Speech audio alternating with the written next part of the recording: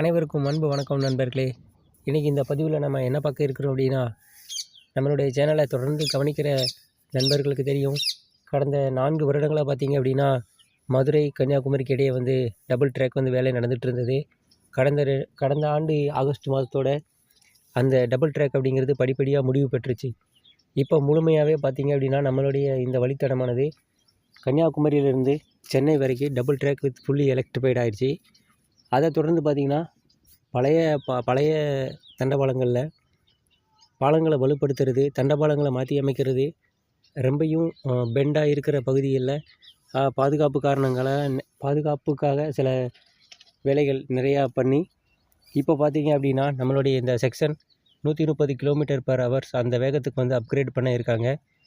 அடுத்த வருஷத்துலேருந்து, அதாவது ஜனவரி 1, 2026 நம்மளுடைய செக்ஷனும் 130 km வேகத்துக்கு அப்கிரேட் ஆக போகுது.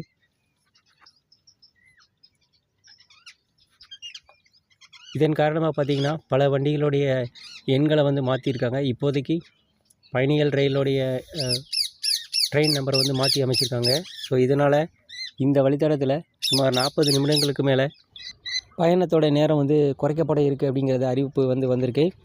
அது மட்டும் இல்லாமல் 40 நிமிடம் குறைக்கும் போதே அதை விட இன்னும் ஒரு அரை மணி நேரம் முன்னாடியே போகிறதுக்கான வாய்ப்பு நிறையா இருக்குது. ஏன்னா கடைசி ஸ்டேஷனுடைய முன்னாடி இருக்கிற ஸ்டேஷனுக்கு ஸ்லாக் டைம் அதிகமாக இருக்கும். ஸோ அது குறைக்கப்படும்.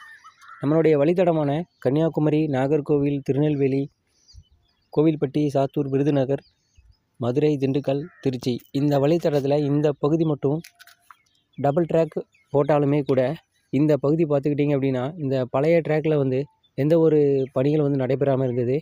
இப்போ இந்த ப்ராஜெக்டில் பார்த்திங்கன்னா, அந்த பழைய ட்ராக்குகளுக்கும் பாலங்களை வலுப்படுத்துறது, அதுக்கப்புறம் இந்த வளைவான பகுதியில் பாதுகாப்பு காரணமாக நிறையா எக்ஸ்ட்ரா தண்டவாளங்களை கொடுக்கறது, வீல் டீர் அலைன்மெண்ட் ஆகிடாமல் இருக்கிறதுக்கான பாதுகாப்பு விதிகள் எல்லாமே ஃபாலோ பண்ணி இப்போ இந்த வழித்தடம் முழுமையாக தயாராகிடுச்சு.